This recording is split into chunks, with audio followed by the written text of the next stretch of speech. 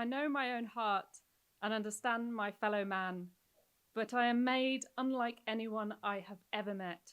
I dare to say I am like no one in the whole world. Welcome to an extraordinary evening. It's not often that we gather so many women together, and certainly not in one of our city's most prestigious venues. My name is Dr. Anna Rutherford, some of you may know me. I run Indigo, an organisation that celebrates the achievements and friendships of women, and I founded Pride here in Bristol.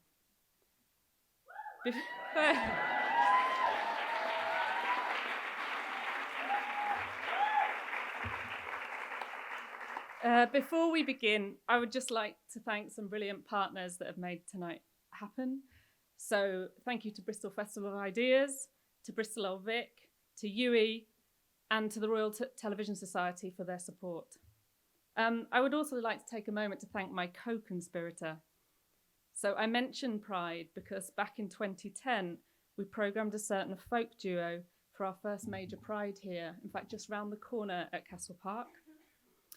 And we've stayed in touch ever since. So a special thank you to Belinda O'Hooley for helping to share the story of Gentleman Jack with Bristol this evening.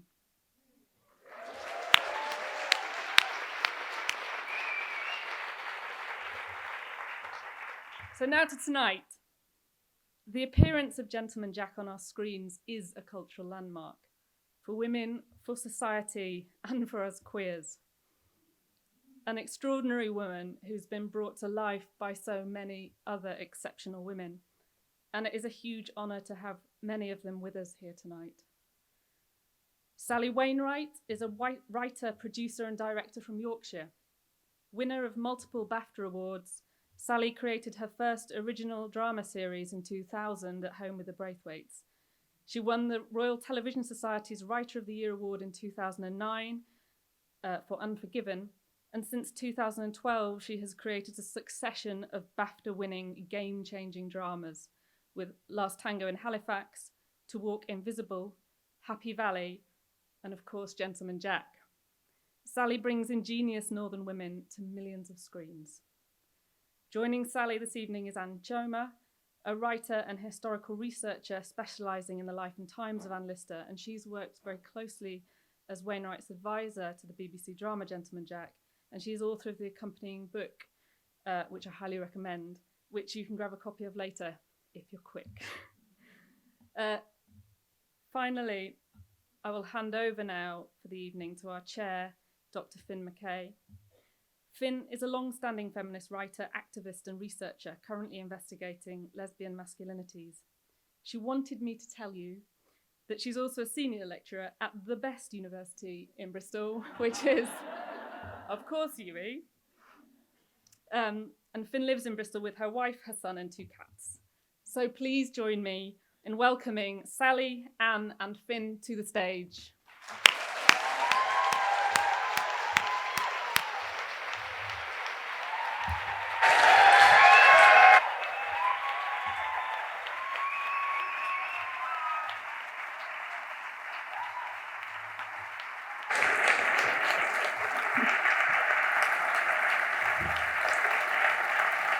Well, good evening, ladies and gentlemen jacks. Here we are in this, I think that Anne Lister would approve of this amazing venue, and welcome to this Anne Lister event, convention, whatever you might like to call it. I only came here to audition for Oliver, so I don't know how I ended up here now. Now I find myself in this hotbed of intrigue, all about lesbian secret code.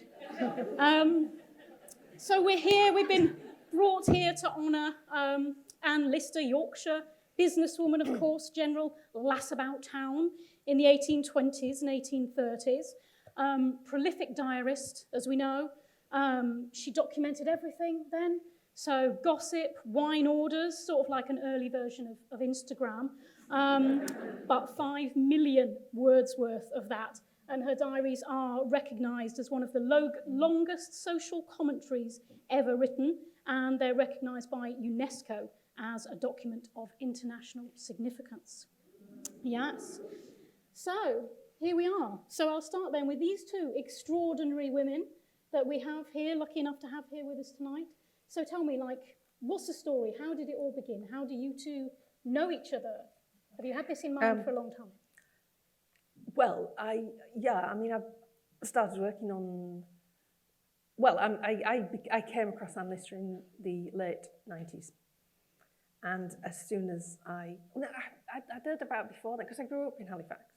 So I'd always visited Shibden from being tiny. So I knew Shibden really well. And I honestly can't remember the first time I heard her name. I really haven't, I've been asked that so many times, and I absolutely do not know. It's one of, it's a mystery to myself that I don't know the first time I heard her name. But I became aware of her during the 1990s. I hadn't heard of Helena's books. Helena published in 1988, and that went under my radar, sadly. This is Helena Whitbread. Yes. Yeah. And I only really had a huge hit of who she was when I read Jill Liddington's book, Fear My Fortune. And as soon as I read that book, I just knew I wanted to do something about this. At that time, I was writing Coronation Street. And so... bit of a wrong era. Yeah. So I was doing quite well, but I wasn't, quite as... I wasn't high profile enough to just go to anyone and say, I want to write about Anne Lister. Which I'm quite pleased about now that it didn't happen then. But I worked up a treatment and I pitched it in 2003. The first time I pitched it was about 2002, 2003. And, nobody was interested. Oh, really? And then what happened? How did we meet each other? Oh, well, around that time, I'd met Helena through desperately trying to find out anything and everything I could about Anne. And Helena initiated this project, which I think we called the PCP project. And it was an attempt, that was the name of a publisher who she was going to pitch it to, I think. Wasn't it? Yeah, it was a project that we had in mind to try and transcribe the whole of Anne's diaries. Right. And so we all had a year each. Yeah, it was this kind of... There was about 6 of us, weren't there? Very naive of us at the time, I think, to think we could actually achieve that. I don't think it was. About 1 million words each, isn't it? Yeah. Yeah, it's doable. I actually went away and I actually took a load of letters and I started transcribing those. But we met in 2002, Sally and I, and it was through that project. And we both realised very quickly that we were Anne Lister obsessives. And that was never I think you're amongst friends. Yeah. That was just never going to change. Yeah. And I think it's stayed the course for for the 17 years that I've known Sally. It's just fantastic that we've come together to work on this. And Sally's talking about her career makes me sound really boring because I've not got anything as exciting to say. But I got to know about the diaries through Helena Whitbread. Right. And effectively, I would say I was Helena's apprentice to a degree because she was so generous in sharing information with me. And we spent a lot of time together. In fact, Helena and I went to Paris and we did a lot of research together. And we did lots of recceing of where Anne stayed between 1824 and 1826. So, it was very quick that I just knew Anne Lister was a life-changing impact for me. And I'll never forget the first morning that I turned up at Shibden Hall and having had, seen Helena's book, and it was just such a momentous occasion. But we've continued to be friends ever since, and as I say, this is it's been a very, very special experience working on Gentleman Jack. And you were saying that the story has just resonated with you personally, resonated and gets into your heart, and obviously it has done with so many people. Yeah, I can quite understand. I can really understand what people are feeling now. Same for Sally. When I came to it 25 years ago, I can just remember the impact that Anne Lister had on me as a gay woman and struggling with my sexuality and not quite having the confidence to voice what I was feeling. I just, when I got hold of the diaries and I started to read them, it was just life-changing. So I can completely understand people's obsession now with Anne Lister, who are just coming to her for the first time, having watched Gentleman Jack. And did you have to have white gloves? I mean, are they precious? Do you know, actually, in the early days, it was much easier to actually have access to the diaries. I mean, I could go into the archives in Halifax, and I could order to see the diaries very easily. I mean, they were on microfilm then, but you could still ask. Many occasions I was with Helena, would be working and looking at the original diary just for a short period of time, and then they'd go back. But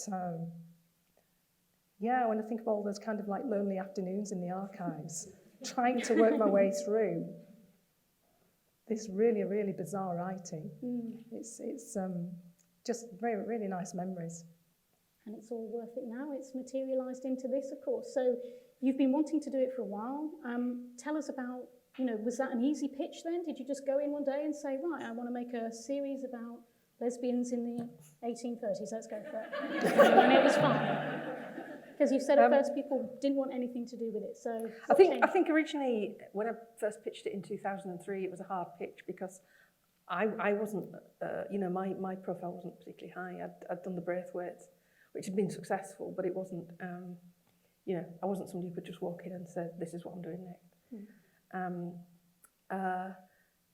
And so I had other things going on. I had other projects that were cropping up, and but Anne Lister was always there on a back burner. She never went away. And then I think after Happy Valley, which was very successful, that was when Charlotte Moore, who's the controller of the BBC, said to me, "What do you want to do next?" And I said, "Well, I've got 5 ideas." And she said, "Which one do you want to do most?" And I said, "Well, I've always wanted to write about Anne Lister." And she said, "Well, we'll do that then." Wow. And then she said, "Who's Anne Lister?" So that's certainly changed, and nobody would say that now. Yeah. So no, it was a very easy pitch. Right. And of course, it got easier when I did explain exactly who Anne Lister was. So, yeah. I know, exactly. I mean, she's such an intriguing character. It's interesting actually what Anne's just said. When I first discovered just who she was, I mean, I'd heard the name for a while. I loved Shibden. I already loved Shibden deeply, even before I knew about Anne Lister. But when I discovered who she was, I'd grown up there. I'd grown up in Halifax. And like a lot of people, you grow up in your hometown, you just think is a dump. and you can't wait to leave. And I couldn't wait to leave because I thought I wanted to work in telly. And I thought if you wanted to work in telly, you have to go and live in London. And Halifax is the back of beyond. And then when I discovered Anne Lister, it was like my hometown suddenly became this magical place to me. And she does have this profound effect on you. And I've never gone back from that. I still think Halifax is magical now. It's like I have this unhealthy relationship with my hometown now. I actually like it, And I mean, my introduction to Anne Lister actually, meant that I ended up moving there. Wow. And, I live in the Shibden Valley, and it's not a moment I regret. You're just immersed. It's just she's there all around you. Completely. So on the series, I mean, I'm sure we all want to know about how you cast the roles, and in particular how, Suranne Jones came to play the lead. So we do have some clips we're going to show tonight. So we have clip 1, which is the intro where Suranne is first introduced. If we could play that.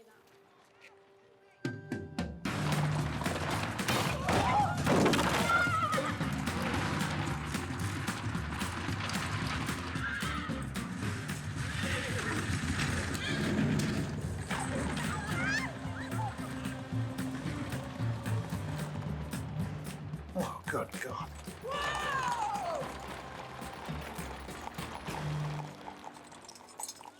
You help this man down. Struck a pothole.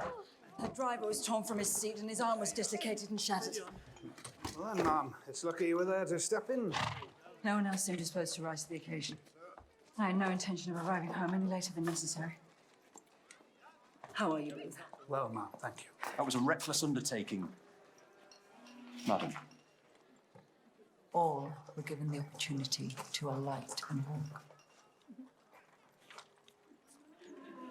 Get my trunk. Eugénie, ça va mieux.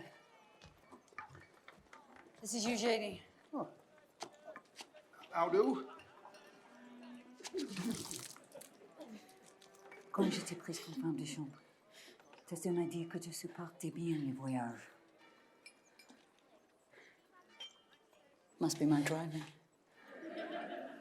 Never mind. Booth, I'm off.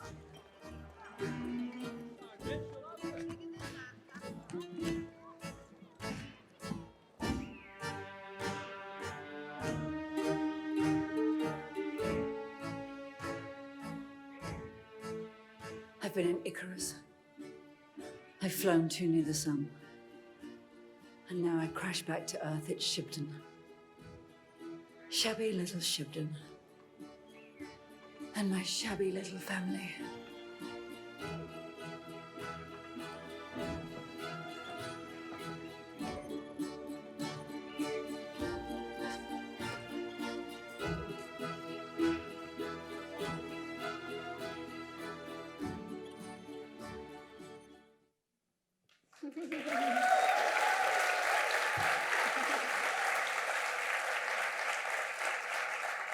So Anne lives in that valley?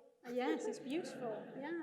Yeah, I can see Anne's Gothic library tower from where I live, so it's really nice. It's a room with a view.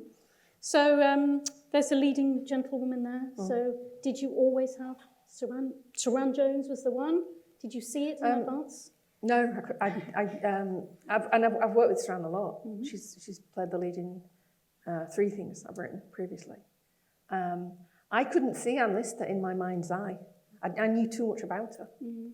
And so anyone I could think, I was thinking like Kate Blanchett, no. Kate Winslet, no. What about a ginger? She could have been ginger. Because that's what I'm seeing. Yeah. Okay.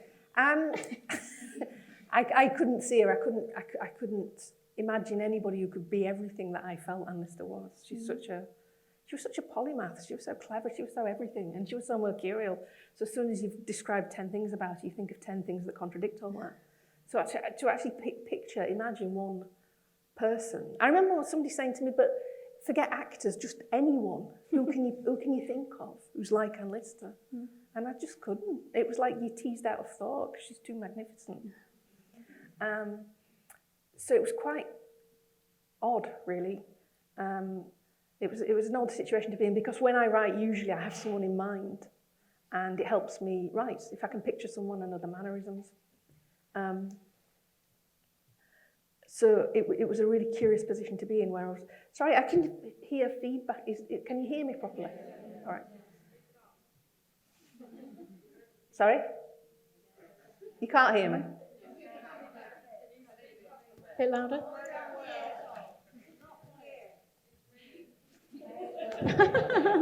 Can you hear me now?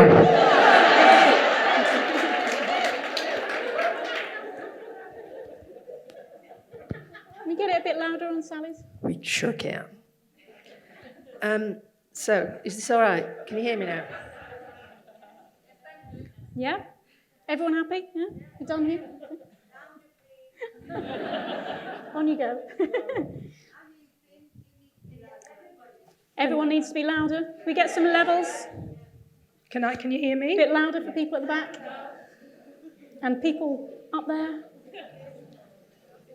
We've got people up high here. It's like Bristol, you've got all directions and up. Great. So, yeah. So can you hear me now? Yes. Great. So,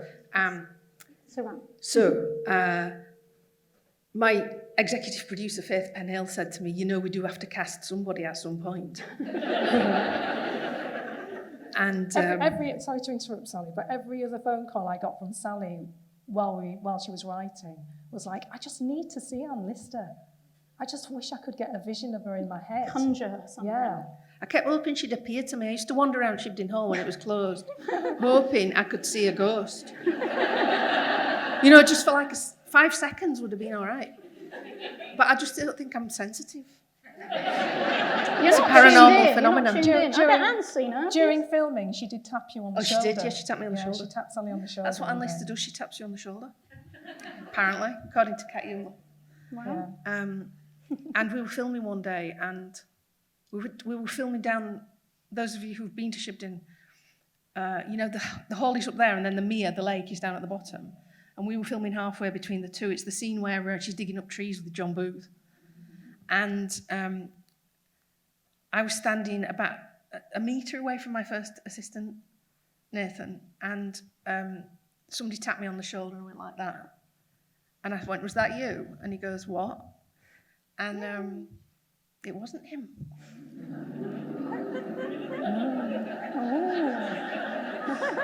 It could have been my bra strap.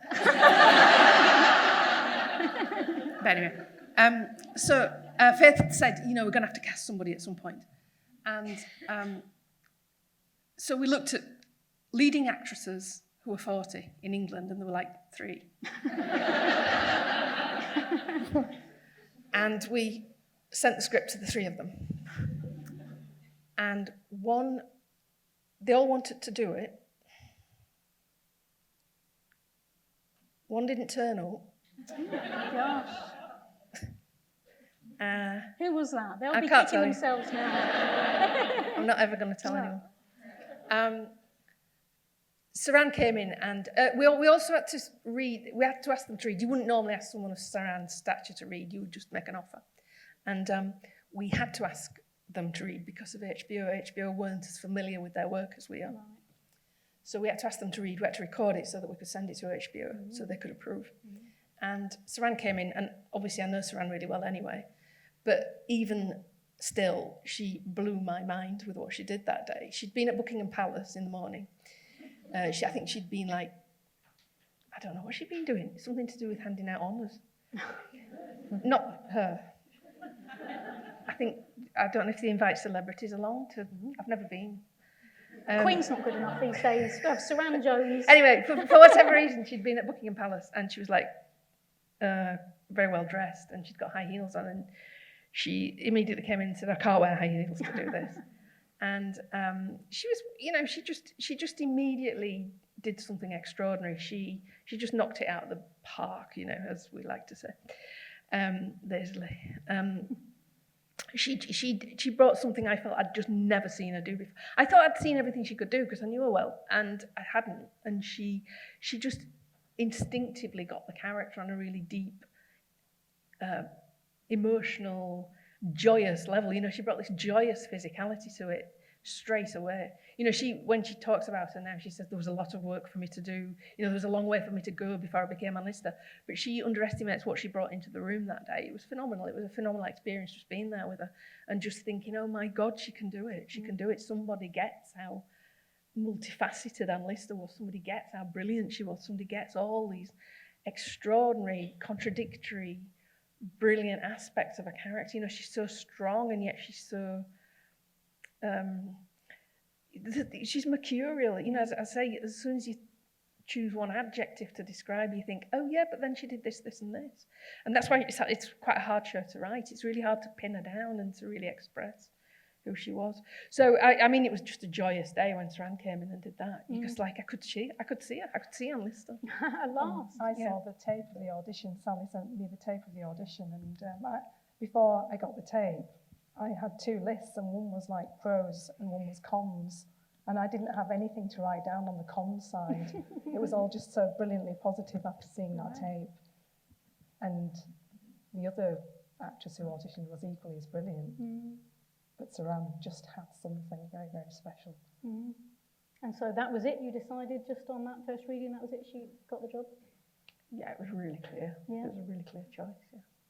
And all the costuming, in that clip that we saw, when she comes down, it's a part of the show, isn't it? How accurate was that, to the actual diaries? Is that how she would have looked? Did you do a lot of research? Yeah, Tom Pye, who's our costume designer, is a really, really brilliant man he's done a lot of theatre, he's done a lot of opera, he works all around the world, he's in Sydney at the moment, he often works in New York. So we talked a lot about how to present Anne Lister. So clearly there's a lot of evidence in the journal about what she wore, a huge amount of detailed evidence about what she wore. But we had to make choices about how to present her to a modern audience. We had to show a modern audience how unusual she was. We live in a world where we can dress like we want, and nobody really bats an eyelid. We all dress. Most of us dress pretty androgynously these days, and you can be as eccentric as you like, and it's kind of acceptable. It's very acceptable. In those days, clothes were very rigid. There were very rigid rules. You know, there was no mistaking a man and a woman in terms of costume in those days. So the way she dressed in real life probably wasn't as shocking as to us as it would have been at the time. Yeah. So we kind of had to accentuate that difference for a modern sensibility. So we don't think she wore a top hat, although I've just read a bit where she's buying a top hat. The riding. There's always something new in the diaries to surprise you, and this is what's really strange. We had a conversation about this the other day. In the January of 1834, she ordered a hat from Jubbs. Jubbs, yeah. Jubbs. She talks about buying, talks about buying a Dunstable bonnet. Does anybody know what a Dunstable bonnet is? And then last week I was doing some transcription and I discovered something that I'd never seen before, and that when she was out walking she wore a bandeau, so it was like a bandana. And when she bumped into somebody very, very posh one day, she was really embarrassed, but she had her bonnet, her travelling bonnet with her, and so she quickly turned around and put the bonnet on her so that she couldn't be seen in this bandana. So there's something, something really, really, you know, interesting to find that makes you think again about what yours thought was true. Because I thought the top hat was a real clear... I thought we were taking poetic license in order to convey to a modern audience just how different she would have been at the time. But then she does buy this...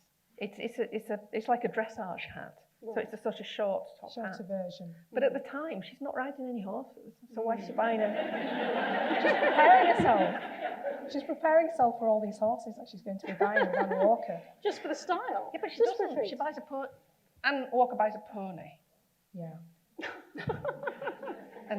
But Anne Lister doesn't. It's 10 years since in And 18... then when she goes up, they didn't get up Mont Blanc, but they went into the foothills. She was wearing a straw boater, did you see That's that? right, yeah. And then when she's travelling in Paris, she talks about wearing a calèche, which is like a peaked hat. And she was mistaken for a man 3 times when she was in Strasbourg wearing one of these hats. A calèche? A calèche or a calèche, does anybody know? It was a carriage, a calèche. No. Oh. Anyway, something French. Don't know, wearing something French. Oh, this is... Can you hear me? Is this all right? Can you read about this? She very rarely talks about wanting to dress as a man. I've come across one diary extract recently where it's very, very revealing. And she's travelling in a carriage with Mariana Lawton. And Mariana says, "I'm bored of this." She said, "We're travelling so slowly." And Anne Lister says it's because of the way we're dressed, we're ladies. And at that point she says, "I think I'll dress as a gentleman." And then they start laughing. And then more seriously, then Anne Lister says, "I'm bored with womanhood, but would I be happier in any other state than the one she's currently in, and the way she's dressed and the way she's feeling?" She kind of asked herself this rhetorical question: should you be something other than she is? And would dress help? That was in 1831. And that's, those kind of nuances, identity debates are so current today. You know, and I'm sure we can, we can come on to that in more detail. You're saying, what sort of things she talked about. She was clearly an accomplished businesswoman. That was very important to her. Quite mercenary, perhaps, in her business dealings, or I don't know. We can see, we've got another clip where we can see her in action, I believe, where she's debating some prices for coal with one of the Rawson brothers. I think that's clip 2, if we could have that.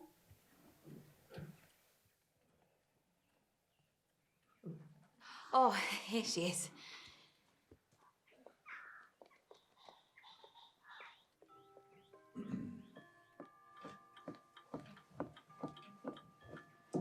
Miss Lister. Mr. Rawson, sorry I kept you waiting. Not at all. So many jobs on hand around the estate, and I do like to keep an eye on the men. What can I do for you? I understand you're leasing out your coal, and if that is the case, my brother and I would like to ask you how much you'd take for it. What will you offer? Oh, you must set the price, madam. Per acre? Yes, I would be. £226, 17 shillings and 6pence. Sorry? Per acre. That's ridiculous. It isn't. I asked Mr. Holt, the coal agent. He advised me it was worth 200 an acre. Well, even that's pretty steep. I asked him to calculate how much it cost you to get your coal and then how much it sold for, which he did. But I think he got his calculations wrong. Either that or he was trying to dupe me. I think he underestimated me, Mr. Orson, with me being the gentler sex, which I know is something you and your brother won't do. The price you have named is with respect. Ridiculous? It isn't. Let me explain why. You sell your coal down in Halifax at 8p per core. It's actually 7p. I asked a number of people who buy it from you. No one said 7p. Some we sell at 8p, yes. So I'm reliably informed that the cost of getting and hurrying to the surface 20 cores of coal is 6 shillings. That's 72p divided by 20. That's 3p halfpenny per core, which means you make 4p halfpenny clear gain per core. Now let's times that by 5. And we have 1 shilling, 10p halfpenny, or 22p per square yard. 4,840 square yards in an acre times 22, and your clear gain is £453.15 per acre. Now, if the getter and the proprietor were to share their profits equally, which again I'm told is the custom, that divides into £226, 17 shillings and 6p. We never make that kind of profit, Miss Lister. Well then, I suggest you look narrowly into it, because I could.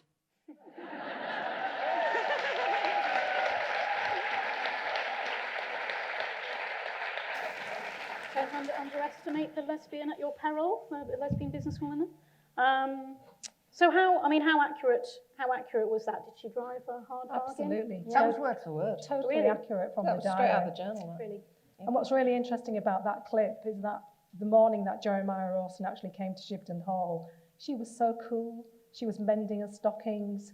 She'd done all the prep work. She prepped the night before. Yeah, she prepped the night she needed to, the night before. So she was completely ready for Jeremiah Rawson when he came.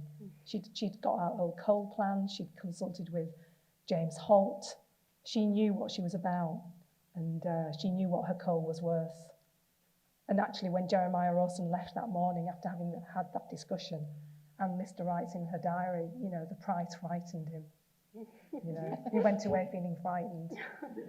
And did she get her deal? Did she? No, it never quite worked. It was it's a bit of a shaggy dog story. This is really interesting, actually, with the journals. Often, she wasn't writing a story. It wasn't a dramatic narrative. So often stories crop up and we're thinking, oh, great, this is going to be really good. And then nothing happens. We were just talking about that this morning, because there's a story in series 2 where a character comes in and moves in with Aunt Anne Walker at Cliff Hill. And at the time, it's terrible for Anne Walker. Yes. Anne Walker's really upset about this. And it's like, oh my God, this is really dramatic. And then she don't mention her again. It's like, thanks. Doesn't really go anywhere in the diary, does it? So we have to make things up.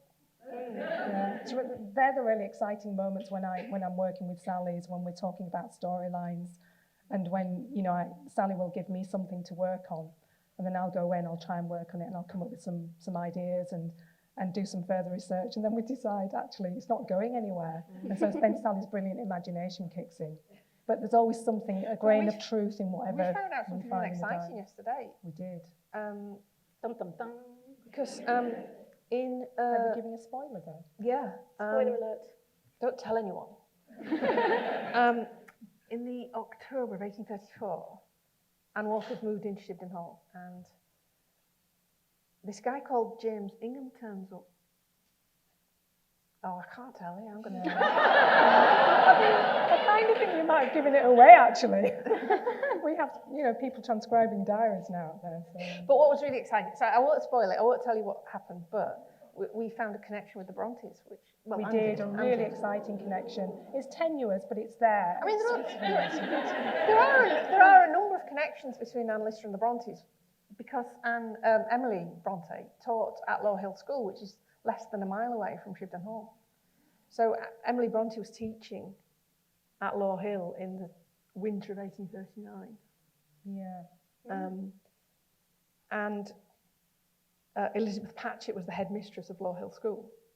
And Anne Lister and Elizabeth Patchett knew each other really well. Mm-hmm. So Emily Bronte would know very clearly who Anne Lister was, because she was a big personality in the area. Mm-hmm.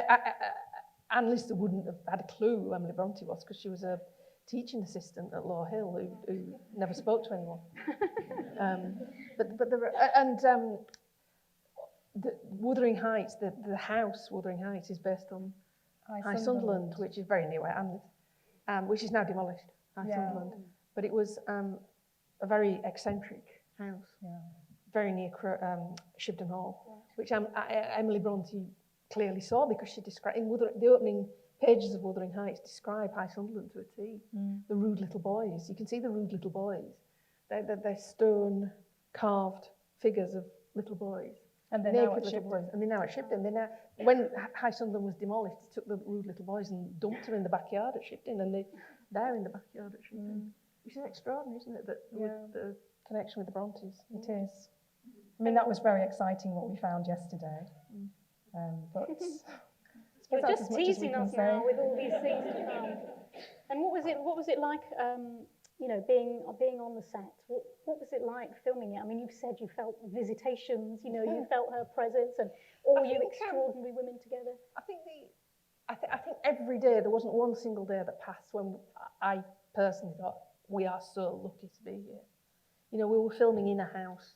You know, Saran several times, many times would say, "I can't believe I'm in a house. I'm sitting in a dining table, pretending to, you know, eat food in the room that she ate food in. I'm saying lines that we know she probably said some approximate version of."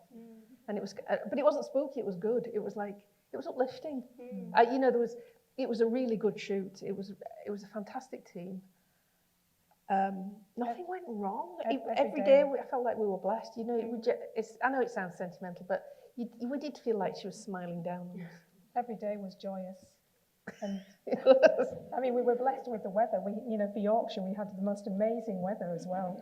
And so, you know, these fantastic Calderdale landscapes were just shone beautifully. I remember Phil, the producer, saying, everybody's going to think Yorkshire's like Tuscany. Like the sun shines all the time in Yorkshire. Saran must have been overheating a bit, like striding around in her greatcoats and many layers. Yeah, and she wore ice packs on her back. Yeah, and she had to get the corset adjusted. I think she ended up wearing a sort of operatic corset that's got a lot more give around here, so you can breathe. But I think they all struggled. I mean, those costumes, I don't know how they did it. I mean, it's just, you know, every time you went, everybody looks about 10 feet taller when they've got a corset on. So I'm standing there like this going, oh. Yeah, I mean, I think it was, there was some, I don't know how they did it. It was quite extraordinary. I mean, they are very well looked after. I think they get fans and things. A few fans, historical fans. You've talked about her dress and how you had to make her look different, and she's often referred to as the first modern lesbian, and obviously she was lesbianing around with other women though, so you wonder, you know, just a little bit, if maybe there's some slight, obviously she's the one that wrote it down, but maybe there's some slight sexism there, and we kind of overlook, you know, the one that was the wife character. And obviously she wrote it down, but she also expressed her difference, as you've said, and you tried to be true to that, and just, you've mentioned how actually shocking it was, how different she was at that time. And I think the last clip that we've got actually shows her going into a bar and soldiers running out, basically, to all intents and purposes, and her sort of matching them at their own game, really. If we could play clip 3. I bet you don't read at the breakfast table when you're at Langton with the Norcliffes. Or when she's staying at Lawton Hall with Mrs. Lawton. Or when you were in Hastings with Miss Hobart. You're quite right, Marion. Of course. I am anxious that the whole thing hasn't been properly addressed. Sorry, the whole thing? Anne has assured me that in future, if she decides to stay out later than usual, she'll write us a note or tell us in advance. It was only 10 o'clock when she came in, though, wasn't it? If we'd known to expect her at 10 o'clock, this would be a very different conversation. You see, you've heard about people who get knocked about and robbed. As it was. And worse. As it was. She used to come in at all hours. I had Cardingley and Hemingway poised on the verge of going out looking for her. I found her once at a lodging house in Halifax at 3 in the morning, playing cards. Too A easy. bunch of reprobates from the 33rd.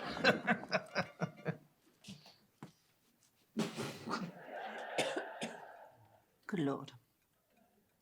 That was a while since.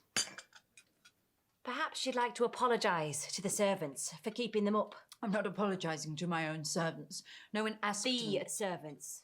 Oh, it's about that. Of course it is. It's about respect for other people. Whatever it starts off as, it always comes back to that. No, it doesn't. Well, why wouldn't it?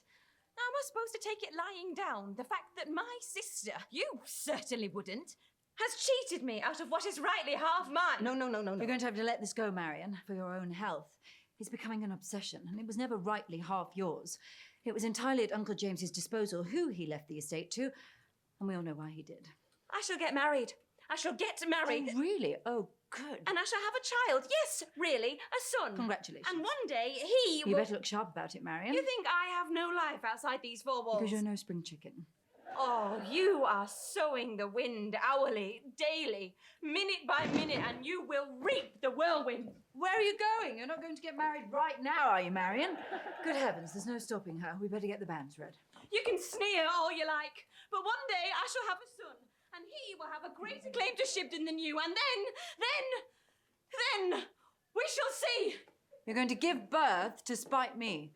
Well, I do hope this husband is someone worthy of marrying my sister and fathering a Lister. Here will be a Lister. Rachel, I'd like you to pack my imperial. I'm going to stay with Mr. and Mrs. Dyson in Market Wheaton for a few weeks. I'll write ahead and explain. Now, Mum. Yes, now! You know what? This nonsense with Marion always annoys me. She always has to argue about anything and everything. I often think if you stuck Marion in a room on her own, within 10 minutes she'd be arguing with herself.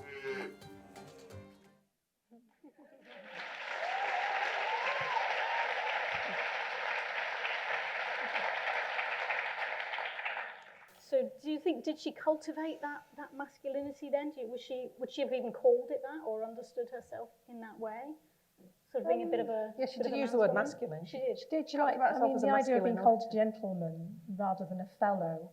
Right. She didn't like the idea of being called a fellow because it'd been too vulgar. Mm-hmm. She often talked about her man's being soft, gentleman-like. That's softly right. Gentleman-like. Yeah, softly gentleman-like. Mm-hmm. But I think that seems really, really interesting because the whole scenario around Sister Marion's relationship with Anne is very, very complex. It seems like it's fairly flippant, but actually it wasn't. And it's all rooted in the fact that Anne Lister inherited the estate in 1826. And so, you know, Marion was forever, this was a bone of contention throughout their relationship. But, I mean, when Anne Walker actually moved into Shibden Hall, that kind of softened to a degree, and the father died. And in fact, when Marion Lister leaves Shibden Hall, it's quite sad. And Anne asks her to stay. I think it was a typical sisterly relationship, but poor Marion, she was just could never compete with Anne Lister. And why was it Anne that got the estate then? Was there a reason behind that it went to her? She was so capable. I mean, she moved into Shibden Hall in 1815 and virtually started running the estate because her father just wasn't able to do it. They weren't natural estate managers, the Listers.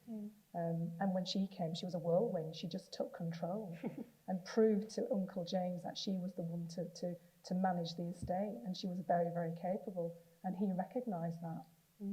I think her brother died, which is why she came in line. But I think as well, she was a great player. And I think from an early age, she was absolutely adamant that she was going to prove to them that she could do this, and she was absolutely determined to inherit it. And so, do you think that she was able to behave the way she did and dress the way she did, obviously because she had these varying levels of privilege and class? If she hadn't have had those, do you think that she would have been one of the female husbands or passing women that we can read about sort of from the 1700s onwards, or? I don't think we should overestimate her wealth. You know, she was not. She was always. When she was younger, she was poor. She never had any money, and that followed her. She was always dependent on her aunt and her uncle to give her a few shillings. You know, she wasn't overprivileged. You know, she was not aristocratic. she wasn't really landed gentry. She was more like in that kind of minor gentry. Well, the kind of a class that doesn't really exist anymore, the yeomanry. She was kind of in that. By a lot of people's standards, she was well off. I'm sorry, I don't want to make it sound like she was poor, but you know, she wasn't overprivileged. I think she forged that identity for herself through a sheer intelligence, a profound intelligence. She was phenomenally intelligent, Anne Lister, and she was phenomenally. I think she had a really healthy sense of her own self-worth, and I think that's what allowed her to put herself out there in the world in the way that she did. That she was able to be utterly truthful about who she was, and she didn't. She was able to look at the world as it was with its odd social mores and say, well, I'm just not going to do that. I'm going to, you know, she was able to be. That's why I personally find her so uplifting and so inspirational, is that she had this absolute strength and knowledge of who she was, and she had this ferocious intelligence that went with it that people just couldn't argue with her. She would run rings around people. You know, she was always 3 thoughts ahead of anyone else in any given conversation, in any given situation that she found herself in. So if anybody said to her, I don't think you should dress like that, she'd explain to them really clearly why she should. And by the end of the conversation, they'd be thinking, maybe I'll dress like that as well. You know, she would. It's what always comes back to me is her intelligence. She had this brilliant mind, I think. Yeah, and determination of character, which to me, you know, it cuts through everything. It cuts through class.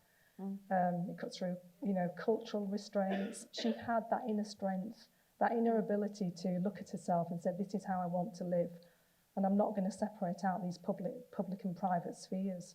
She did that in the Diaries, interestingly. She had the play in hand and she had the code. Yeah.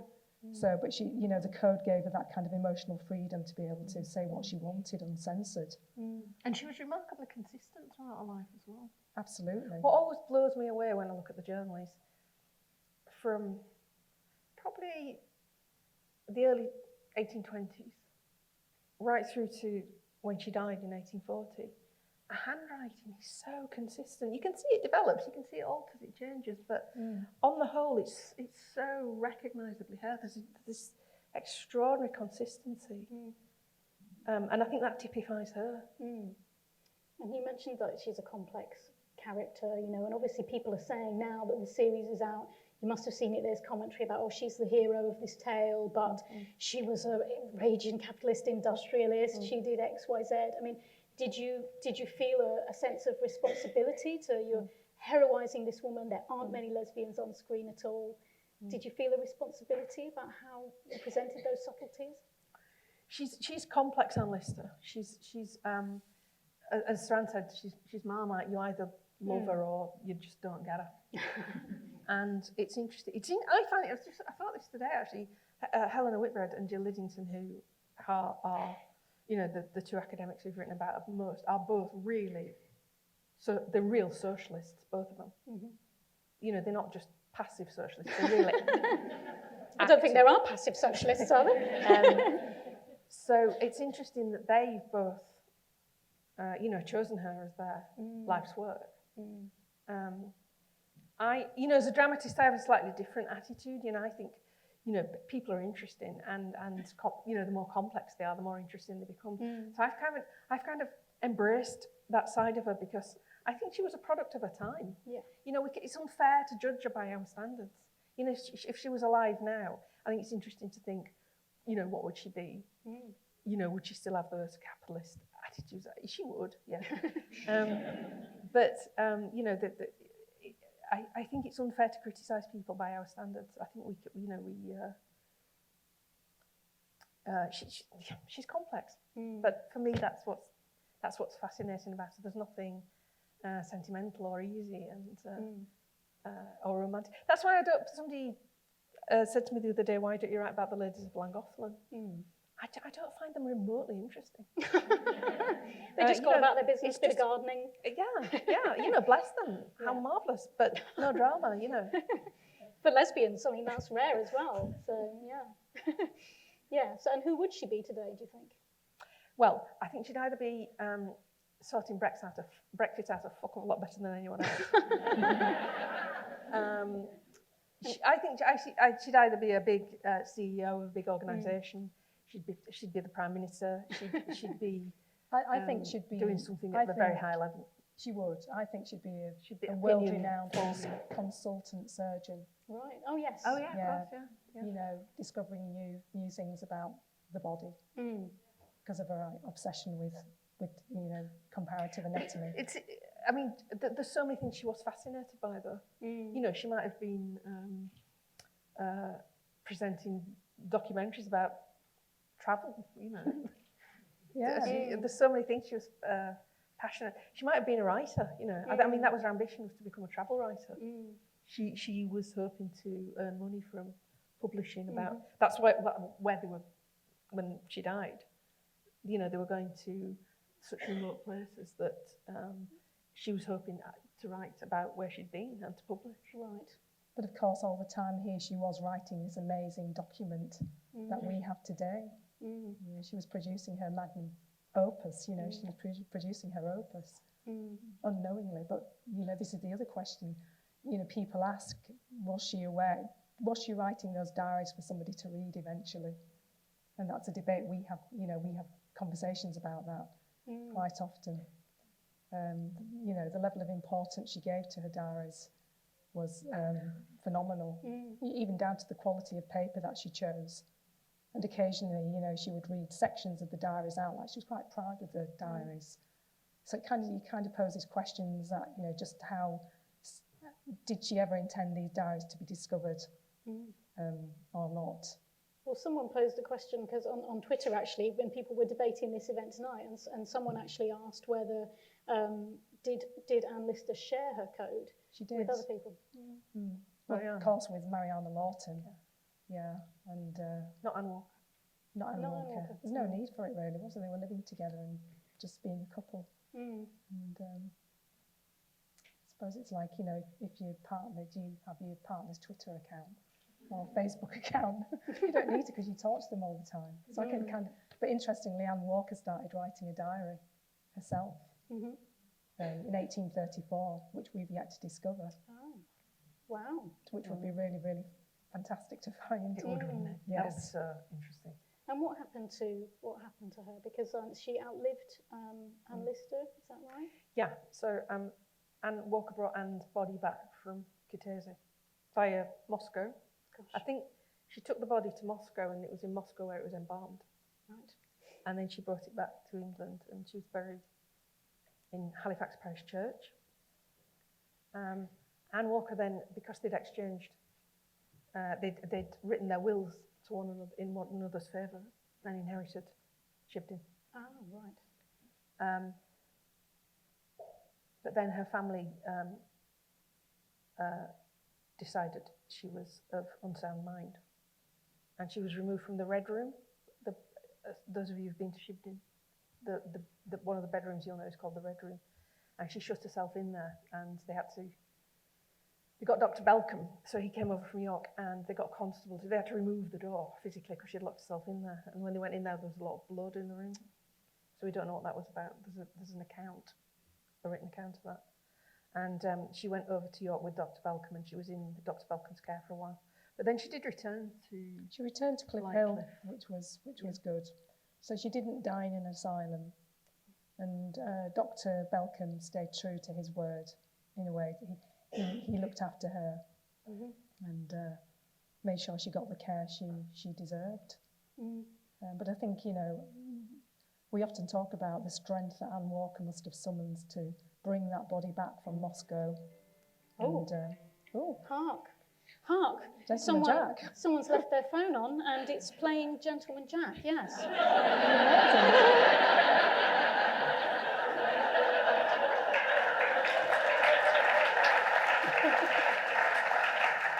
And that is our cue, I do believe, to bring on. We've got room on our stage for yet more extraordinary women from the north. I think there must be something in the water up there. But we have O'Hooley and Tidow with us tonight as well, somewhere, lurking back there. The beauty of the crowd.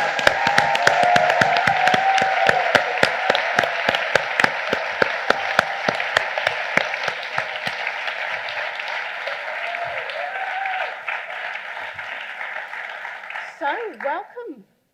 Thank you for being here and, telling us another part of the story. So, how did you get involved with it all? When did you write your famous song? Tell us how it began. Well, it all started in about 2011. And me and Belinda were at a friend's house for lunch, Viviana, and she was interviewed for the documentary at the time with Sue Perkins. Did anybody watch that? And we just said, "Oh, what are you up to?" And she said, "Oh, I've just been interviewed for this documentary about this incredible woman called Anne Lister. Have you heard of her?" And we were like, "No." Even though we live in Huddersfield, which is only over the hill from Halifax. But we said, "She sounds intriguing, tell us about her." And she said that she was this amazing, intelligent, outgoing woman that was really different for her time. And she said, in essence, she was the first modern lesbian. And of course, our ears pricked up. And she told us that she'd written her life in code, and that the coded parts of the diaries were about her affairs, basically, love letters. And we both got like a tingle at the same time, like this would make an incredible song. And we only ever get that like once every decade. Still waiting for my tingle. Thanks.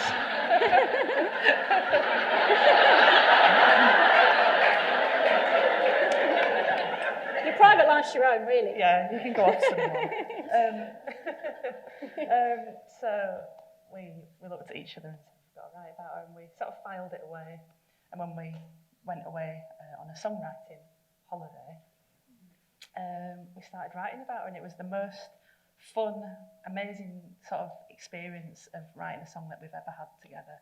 Because she's just like, like we can all agree, she's so interesting and so complex and inspiring that we just loved writing about her. And that was, 8 years ago. And so you've been playing the song about that time then? Yeah, so it came out on our album The Fragile in 2012, and it's really our hit. Because, I mean, in the folk world, that's sort of putting it loosely, really. And we always play it at our shows because people really like the song. And you kind of get used to playing it, and we love telling people about Anne Lister. And at that time, people just didn't know about her, and so it's fantastic to spread the word. Little did we know that at our gig at Shibden Bridge, Sally Wainwright was going to come over to Heidi, and not just buy a CD. She did. She's saying she bought two. She did.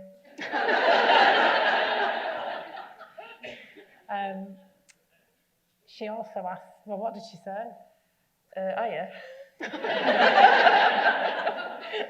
reenact it now. Yes, please do. Where are the stars? So I'm like, would you like a t-shirt? You know your song? You know that song? Yeah. Can you use it on my show? So were you fangirling here? You're like starstruck with them. Yeah. Can I use your song? You know that song you sing? Are you Princess Diana? Because the way you're doing it it's very demure. Very demure. Quite demure. Yeah. It wasn't that demure. Is it not? You do it then. Just said, "I am Sally." Can I use your song for my drama? It's like, yeah, go on then. You didn't need a bit of time to think about it then. You just went, yeah. Go on. 3 seconds. Yeah, You said you'd bring me back in about 3 weeks. In about 3 seconds. Wow. Yeah. And so what's that been like? Like, how's the reception changed? You said you played the song at first. I mean, was it well received in that world? You know, you're two lesbian women yourself playing a song about lesbians. I know the folk scene is friendly. Has the reception you've got for that song changed? Well, overall, the reception was always really strong for that song. People we didn't really notice any kind of raised eyebrows or anything. People just really liked the song. Some people didn't know it was about a woman Like my dad said, I love that song, Jack the Lad. Just listen a little bit more closely. But then, once the show was on, it actually, when it came out in America, that's when it started to really filter through. And our song started to get an awful lot more hits on Spotify, YouTube. We started getting people messaging us from America, talking about the song, saying they couldn't get it out of their heads. And then when it came and hit the TV screens in Britain, that's when kind of it just went completely off the scale. And our shop on our website exploded because we service the shop. We, you might sell a CD every, 6 weeks, but we were selling, it just kept going bing, bing, bing, bing, bing, bing. And so we've spent the last few months stuffing envelopes. We had to get the cats in to help. Yeah. And all our shows have sold out, which is amazing. So thank you very much.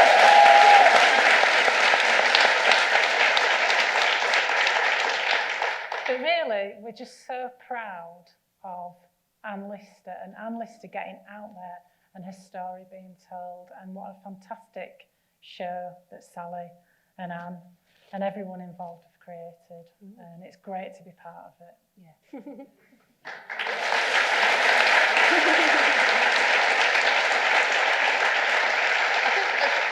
To add to that, I think the song has added a real extra element of something special to the show. It's just, when you hear that sound kicking in at the end of the episode, it always makes me So did you know the song before, or were you out researching? Yeah, I think through Helena Whitbread, I think she said years ago, said to me, there's a song. So I googled it and watched the video with the banana.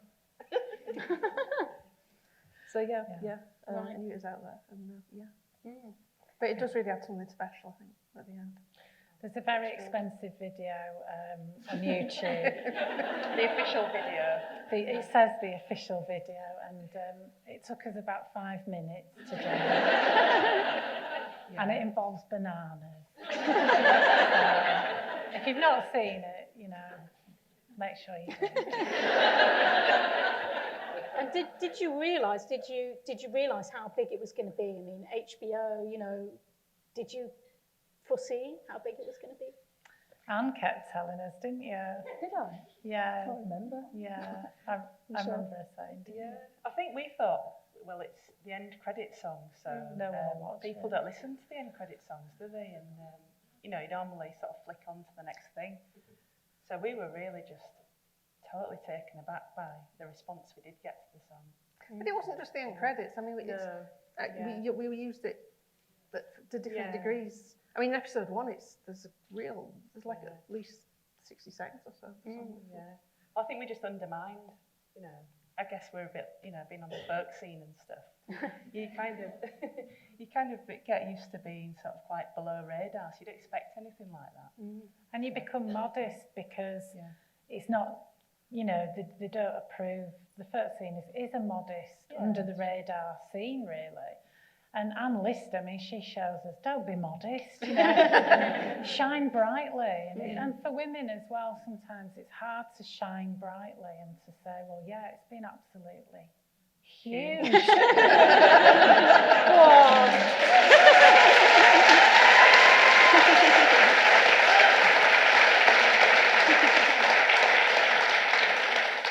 Did you get to hang out on set at all? How much involvement did you have with the making of the series? Well, I was the chief advisor. Were you the intimacy advisor? All the scenes.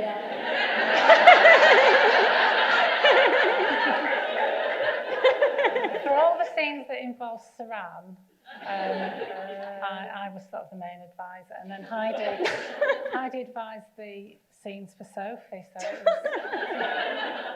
was, it wasn't Ita. No, it wasn't Ita O'Brien. It was us. Wow. No, we did go on set, and it was really interesting actually. It was Anne Choma that said, come along to the set and see what happens. And we'd not been part of anything like that before. And we realised just how kind of intricate and complicated it is to create these scenes, and how incredible to be actually filming at Shibden Hall, to actually be there where she lived, walking, you know, the rooms that she was in, and it was incredible. We didn't see any ghosts either, but it gave us a real feel for how TV is made, and I think it's really interesting and really cold. And I just said how gorgeous it was on summer. I know, we've got two different stories going on here. Well, it's the last bit, Oh yeah, that was a very cold day. It was like November by then, though, wasn't it? And how resilient everybody is. The actors are having to repeat scenes quite a lot, and to get all the different angles and to get what everybody wants. And they're in these dresses and things, and it's freezing. And they had quite a lot of layers on there, didn't they? Yeah. Our list had a lot of layers. Well, I didn't have my thermal knickers on. And I think just we were both really taken aback by the contrast between how sort of quickly we gobble box sets these days. Like, you know, we binge watch something in a weekend. Actually, the incredible amount of work that goes into making a series like this. We just feel like we've learned so much, and we sort of appreciate television in a different way now. Yeah, we do. It's hard to imagine looking at those clips tonight, you know, having been on set. Just, can you imagine all the crew behind those cameras, sound guys, lighting guys, and yet all you see is the scene. And yet in Shibden Hall on any one day when we were filming, we could have maybe, 60, 70 members of crew in there. It's quite phenomenal. And then what you see is this amazing end result of this just wonderful acting. And it's so cinematic. And I think, you know, as a lesbian, like watching that, I'm sure we were all just thinking, oh yes, you know, why shouldn't we have these gorgeous Pride and Prejudice scenes as well? You know, why shouldn't we have the drone camera sweeping over and the beautiful romantic kiss at the end? And I think, you know, that was all really special. I mean, was it big budget? Did you really go for it? You know, and what was the difference with having HBO on side? Did that make that more possible? Or? I mean, it was huge, the difference in the budget. I mean, I've never worked with a budget on that scale before. Right. So it was, I mean, it meant things like the first clip that you saw with the high flyer going down the street, we used a Russian arm, which is a camera that's on a crane that's on the back of an SUV. So they use them a lot on Top Gear. So when you've got a car racing around a massive racing circuit, you've got an SUV following the vehicle with a crane, so the crane has got a camera on the end, can, you know, move around the car and go anywhere. And it's just a very expensive piece of kit that you couldn't normally afford. So it's the difference between, you know, a more traditional way of, you know, you'd have a camera with the carriage coming towards you.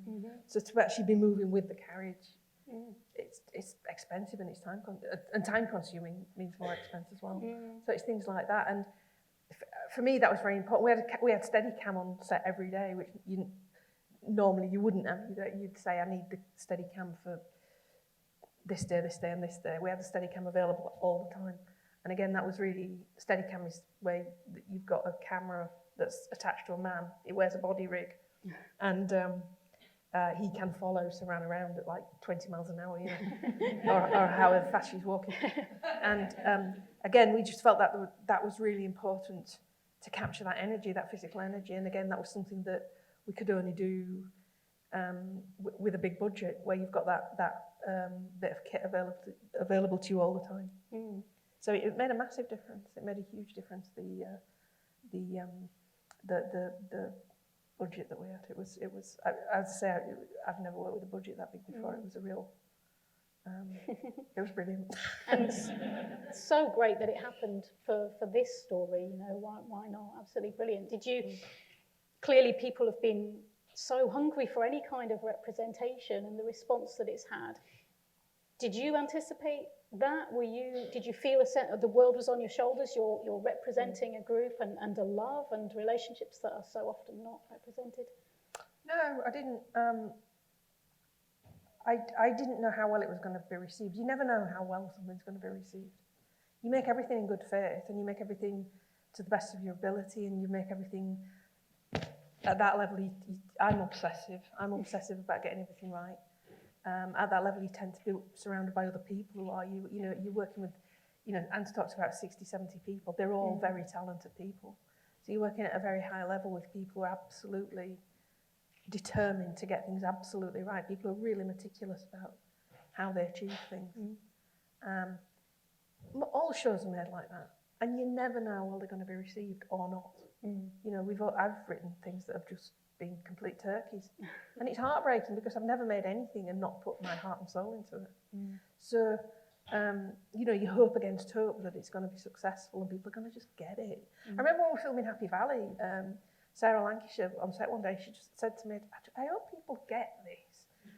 And now it's inconceivable that they wouldn't, but when you're making things, you really never know. And with Gentleman Jack, we had no idea. You never know how it's going to be received. You've got a fantastic performance. You've got these amazing actors, this amazing crew. You know everybody's done the best, but you never, ever know how it's going to be received.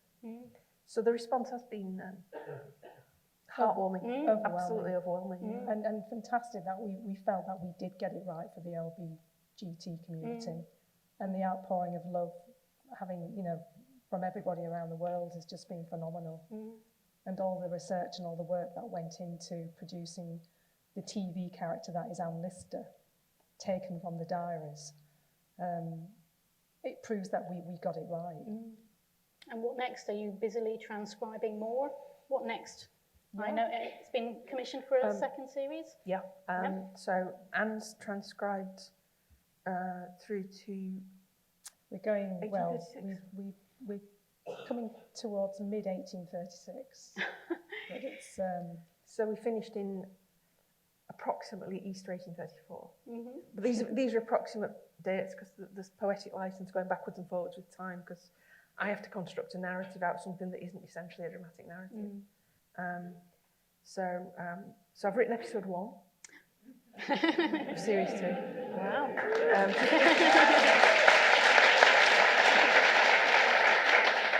And I'm just working on the scene breakdown for episode 2 at the moment. Wow. So we've got more treats in store. And Anne Lister is going to continue to live on. And I think it's about time that ladies like us went off and had some Madeira sipping wine or something like that. And we're going to end the evening with a set from Belinda and Heidi, who I think may do a certain song, or they may not. You're right. She just got to plug the keyboard in. It doesn't play as well without power. So we're delighted to be here at the Old Vic. It's an amazing building. We've never been before. And so such an honour to be here. You what, sorry? Oh, thank you. Thank you very much. Yeah. It's an amazing honour to be here with Sally and Anne and Finn and all you fantastic people who clearly have just fallen in love with Anne Lister and Gentleman Jack as much as the rest of the nation. So we're going to sing you some songs about some extraordinary women that we have come across over the years. And we're going to start with something quite close to home for us, because we live in Huddersfield, in a place called Golka, in the Colne Valley. And it's a real mix of industrial and rural. And you see a lot of different characters in and amongst the Colne Valley. It's quite a magical place, really. And we've spotted a couple of local characters, a couple of women, that kind of live on the fringes of society. They seem a little bit different, and they've really caught our attention. And we're going to sing about them in this song. This is Colne Valley Hearts.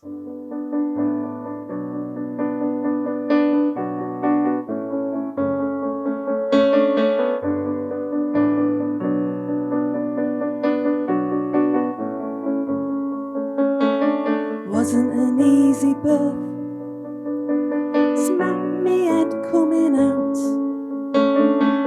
with me rugged, shoulders broad, ready to carry, ready to work, foreign on me tongue, dialect discern, spot the incomer miles away. When I turned up, knowing no one, when I showed up, knowing no one.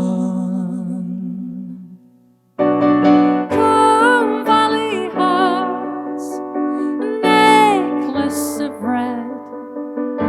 Come Valley hearts, hand over heart over hand, cold hands, warm hearts,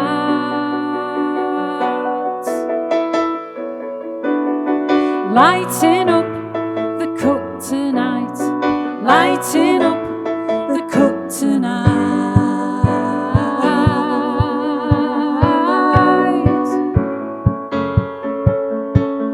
Back at Dam I saw her, translucent barely there, cradle in a clutch of carrier bags, lullabies sung to her by the cenotaph, smokes from inside out, furrows deep as valley sides, bejeweled with the kindest eyes. She has the kindest eyes. Come Valley hearts, necklace of red.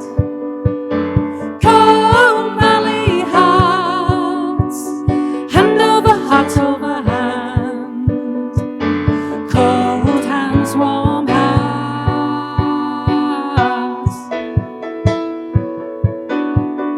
lighting up the cook tonight, lighting up the cook tonight. Smog stained stone makes us know we're home. Home.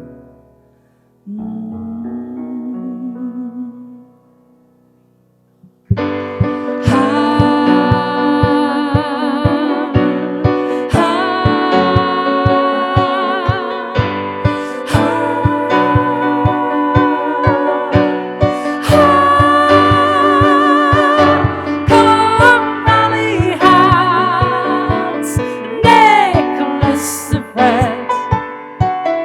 Come Valley hearts, hand over heart over hand, cold hands, warm hearts,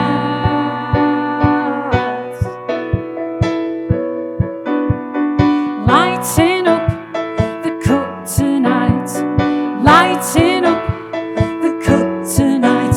We're lighting up the cook tonight.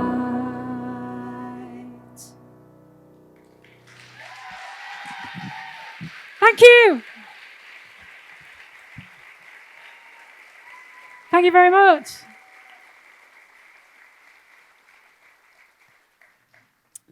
Okay, we're going to ask you a very personal question now. And it's something that's divided society, really. And it's been delayed again, and it's awful, really. But does anybody in here identify as a Morris dancer? I've got one. One person, right.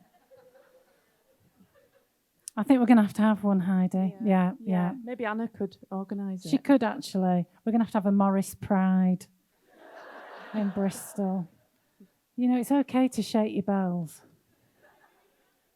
The reason we're asking is because me and Heidi have written a song about Morris dancing. Please don't leave. And it's about a woman Morris dancer by the name of Daisy Dakin, and she was an extraordinary, ordinary woman. She was born, she was around during the First World War, and it was her dream, her ambition to travel to Belgium and France to teach the war-weary and the shell-shocked soldiers how to Morris dance.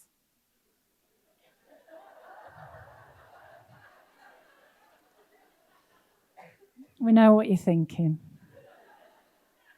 Hadn't they suffered enough?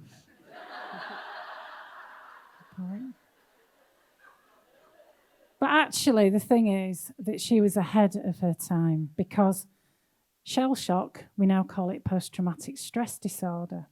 And one of the great ways of helping people with PTSD is community dance.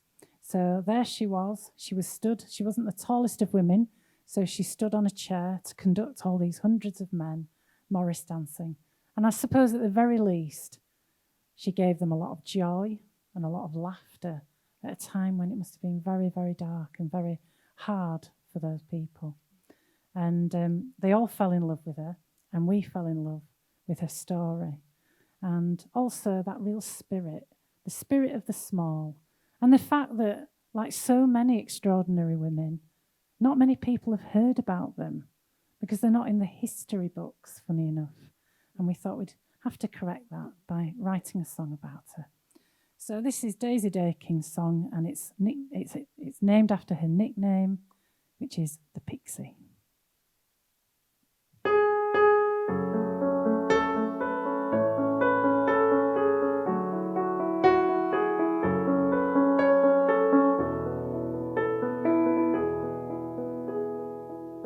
Weary and broken, just about dead, limbs stitched clumsily with needle and thread, glinting and splintered, fragile and young.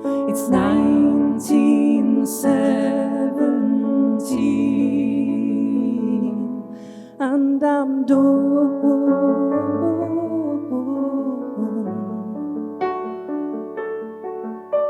Small like a sparrow, wiry and taut, lion-hearted Daisy, hunting recruits, the fallen, the injured, the dog-beaten low. Teach me, Daisy, what you know.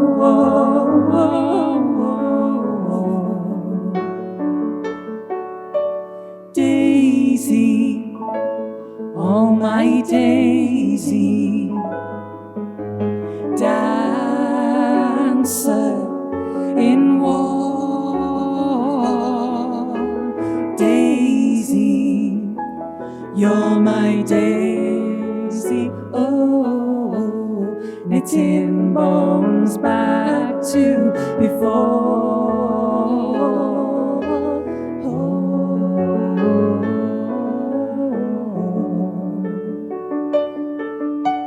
Dark-eyed, glowing, fresh from the pit, raw-boned, hungry, ready for it, thrashing, compulsive, wheeling it on, the dance of the bloody, still matching strong, matching strong.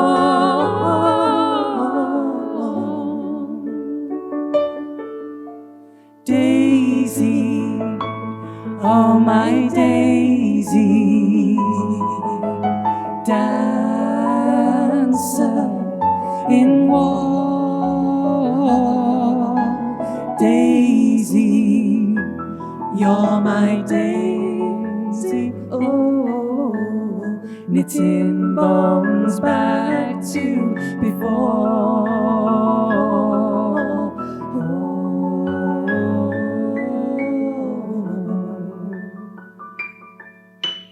Daisy Dakin marking the measure, counting the tempo, holding together. Thousands collide in the tango of twisting, the waltz of the winner, the terror of losing. Giant swoop of tiny feathers, the greatness of small. the greatness of small, the roar of a kitten, the greatness of small.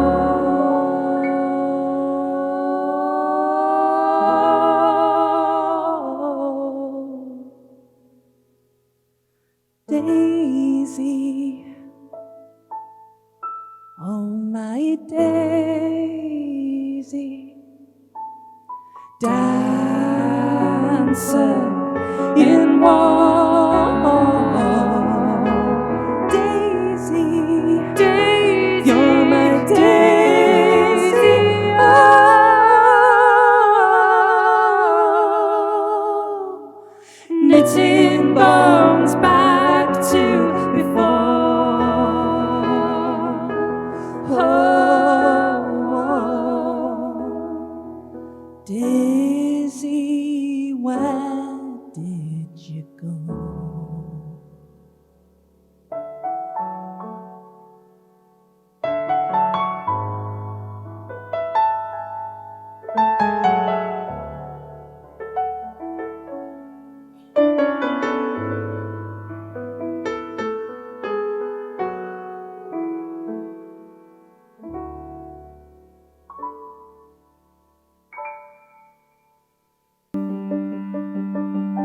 You might think that she was born on two wheels, Mum and Dad behind her and the stars at her heels. Never looking back, I'm gonna make me mark.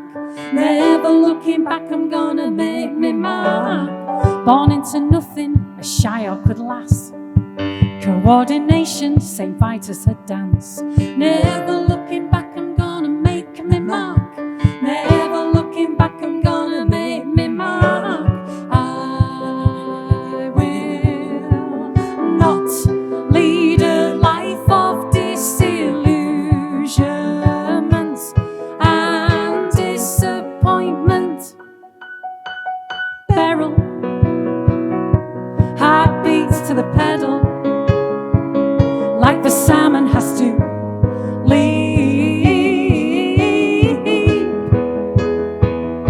Not about the medals, her feet flat to the metal. Push and push and push, repeat.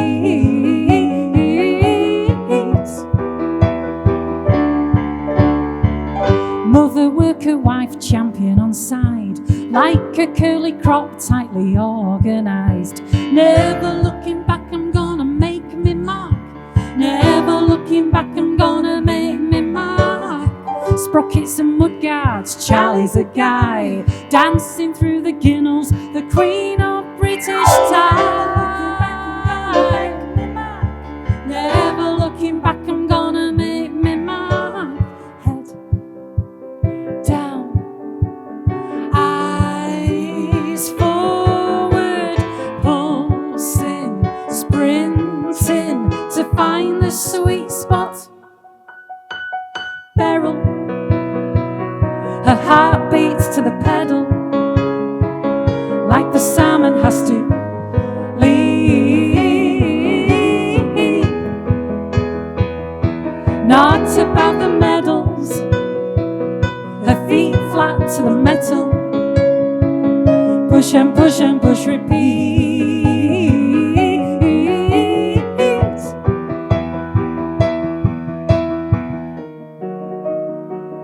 Come on, Beryl. You can do it. Even though you're 8 months pregnant, you can do it. Would you like a vegan sausage roll? No? Hot pie, please. I will not lead a life of disillusionments and disappointment. Beryl, her heart beats to the pedal, like the salmon has to leap.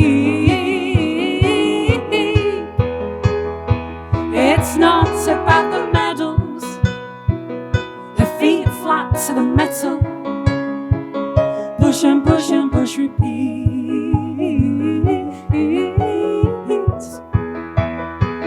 Push and push and push, repeat.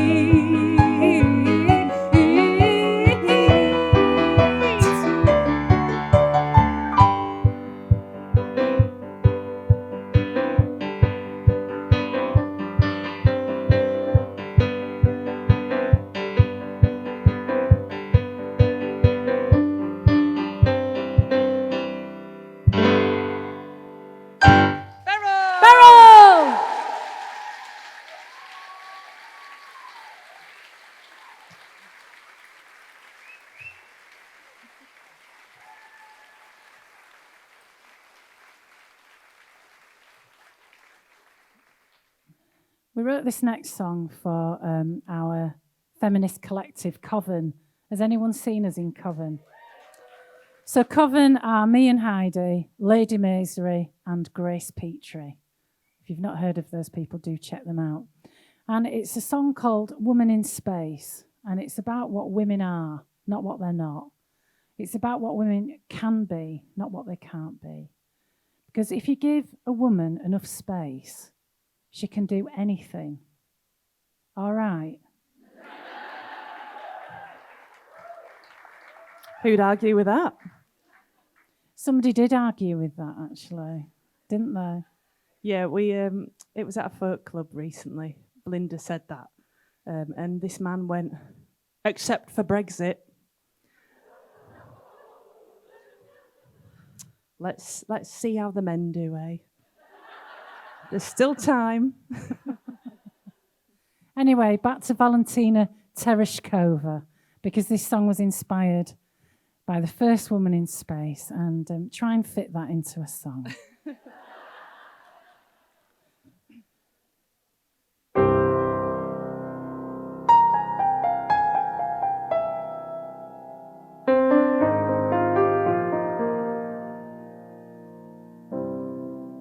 I am the keeper of secrets. I keep my back to the wall. I am their mother and their daughter. They think I know nothing at all.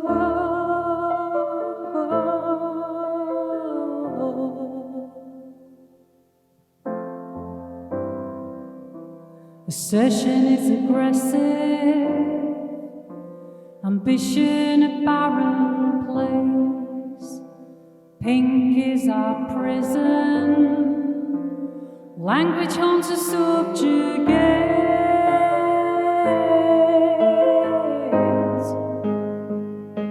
A right to education, like fearless Malala.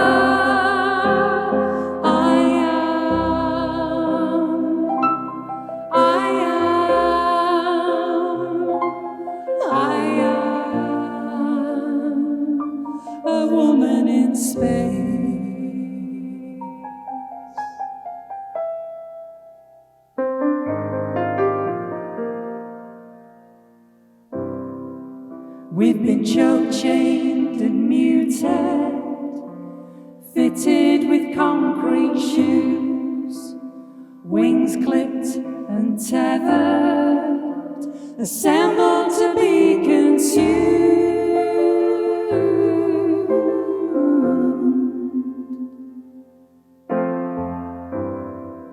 When we look at Earth from above, swimming in the silent sea, there are no borders or limits. A pale blue dot is all we see.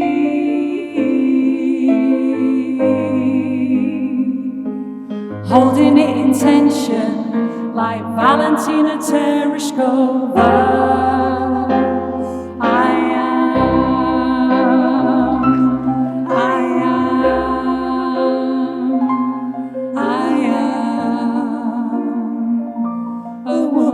Space.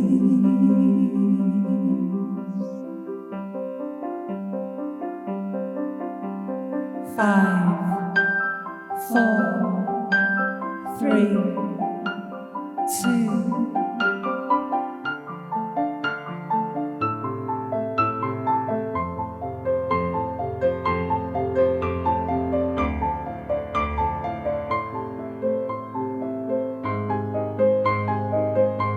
refusal to surrender, just like Rosa Parks.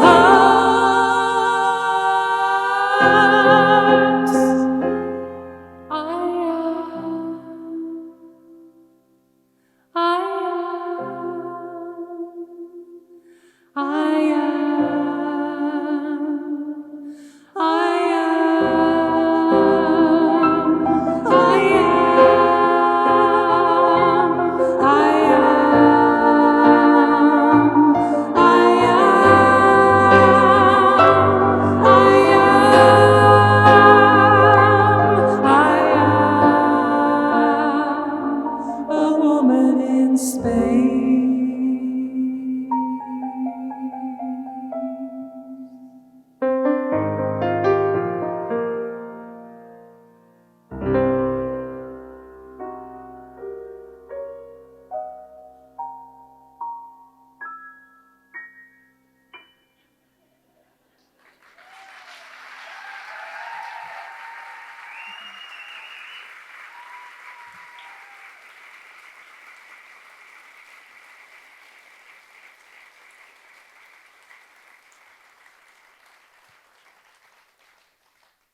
Thank you. Thank you. We've got one more song for you. Well, it is our last song. Our last song. And before we sing it, we'd like to say some special thank yous to, firstly, to Anna Rutherford, who has organised this event tonight and done such a fantastic job. Thank you, Anna.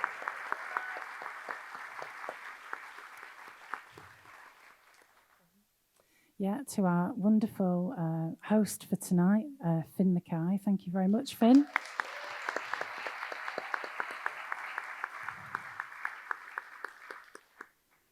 To Sally Wainwright and Anne Choma.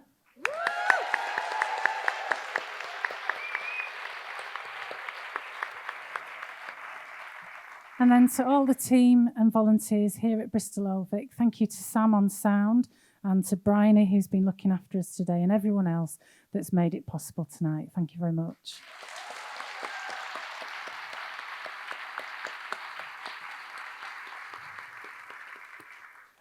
Just to give you a heads up, me and Heidi are going to be touring. We're going to be doing the hashtag Gentleman Jack tour. And we have just finished booking it, and only one date is on sale, and it just went on sale a few days ago, and that is St George's in Bristol. And that's on Friday, the 28th of February. So you're getting to know about it first, all right? So come and see us. We'd love to see you at that, the Friday the 28th of February, and it's just gone on sale. Well, we're going to finish off with a song about another extraordinary woman, and Heidi's going to tell you about her. Yeah. Has anybody seen the film Oranges and Sunshine? Yeah.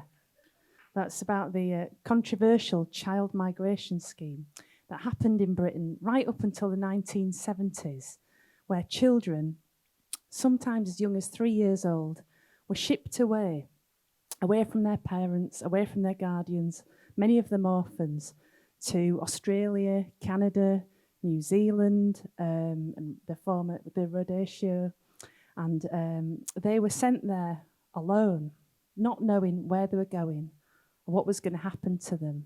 And they were told that they were going there for better lives, for oranges and sunshine. And it's a really terrible part of British history, actually, that's been very much covered up. And it was an amazing social worker from Nottingham called Margaret Humphreys who uncovered this and went out there and did a lot of work to help these former child migrants talk about what had happened to them, and for some of them to find some of their families. And when they went out there, they weren't given better lives. A lot of them were put into institutions, into child labour, and suffered terrible abuse. And only very recently, me and Belinda were part of a big show called The Ballads of Child Migration, and we did a little tour last year with that. It was an incredible, moving thing to be part of. And since then, a number of these former child migrants that suffered this terrible abuse have received some compensation at last from the government. And very recently, the British government did apologise and take responsibility for their part in this terrible, atrocity. So we felt that we really wanted to write a song about this. And it's also a lullaby, really, to the adopted and anybody that's adopted a child or had to give a child up for adoption. It's called Two Mothers.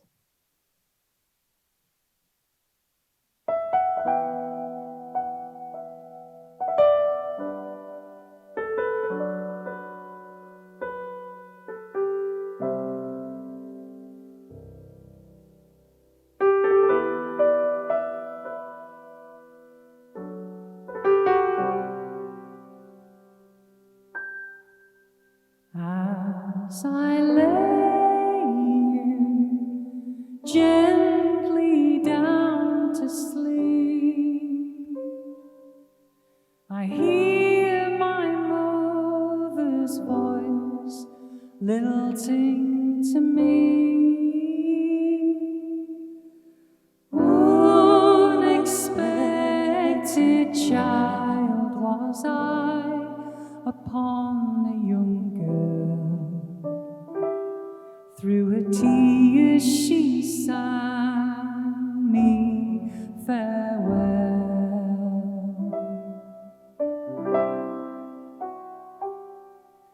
Come sing a song for the mothers who held you in their arms when you were a child, who sacrificed their dreams for ours, taught us to fly, soothing our fears with her lullaby.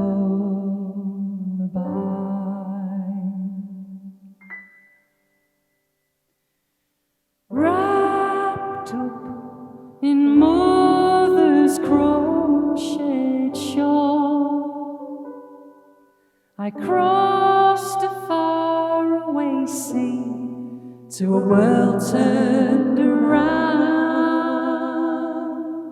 New hands, a bottle, kind eyes, and a strange lullaby. My new mother answered my cries. Ooh, come sing a song for the mothers who held you in their arms when you were a child, who sacrificed their dreams for ours and taught us to fly,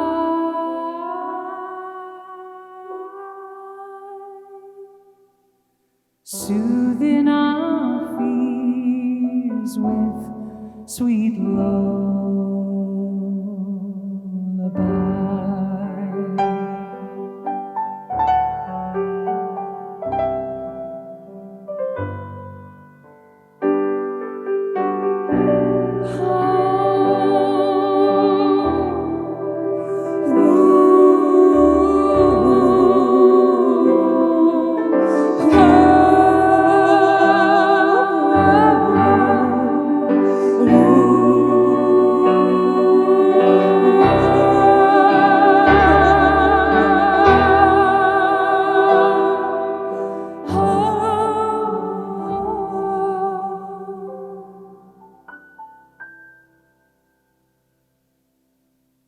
And time, like the tide, she ebbs and flows, and in my arms I cradle a child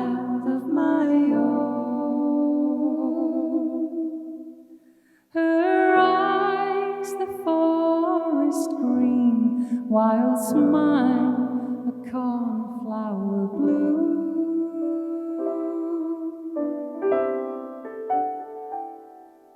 Perhaps they're a keepsake from you. Oh, come sing a song for the mothers who held you in their arms when you were a child, who sacrificed their dreams for ours and taught us to fly.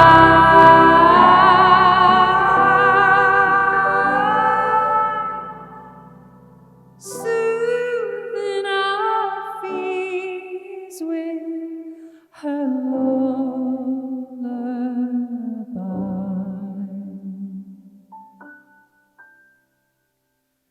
Soothing our fears with sweet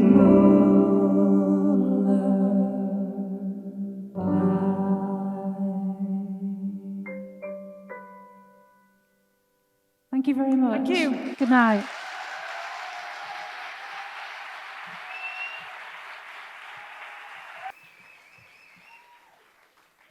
Oh, go on then.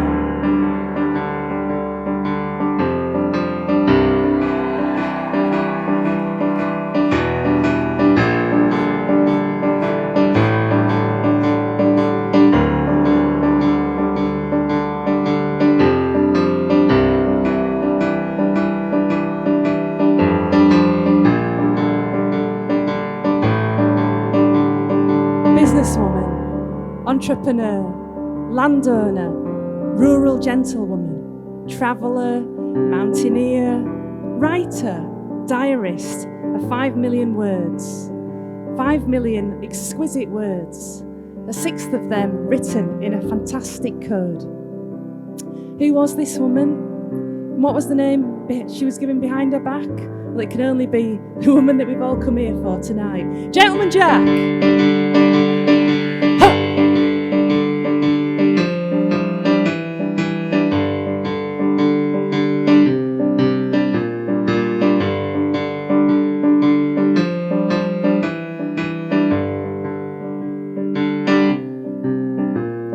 Behind her back, she's Gentleman Jack, a Yorkshire lady of renown. Ever so fine, won't toe the line. Speak a name, gentleman frown. Shibden all, she had them all. The fairest sex fell under a spell. Dapper and bright, she held them tight. Handsome man seduced them well. Gentleman Jack, oh gentleman Jack, watch your back, you're under attack. The husbands are coming, you better start running, for nobody likes a Jack the lass. Jack the lass, Jack the lass, no one likes a Jack the lass. The code is cracked, your back's a pack, the knives are out for Gentleman Jack. Ooh, ooh, ooh, ooh.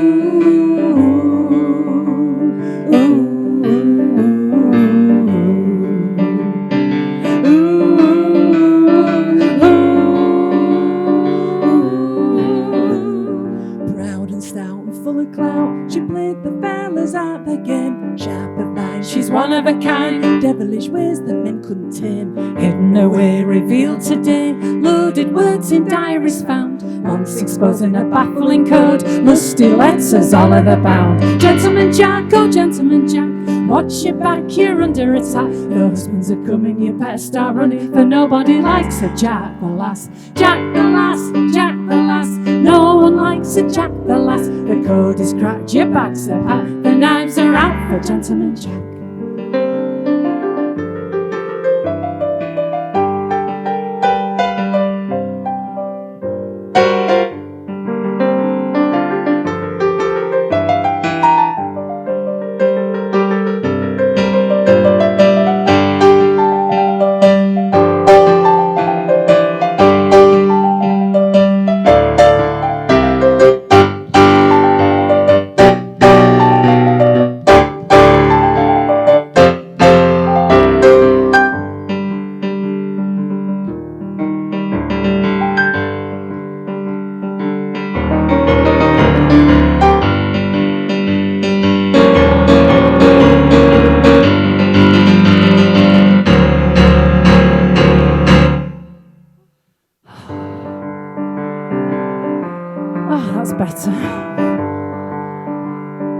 writing that in my diary.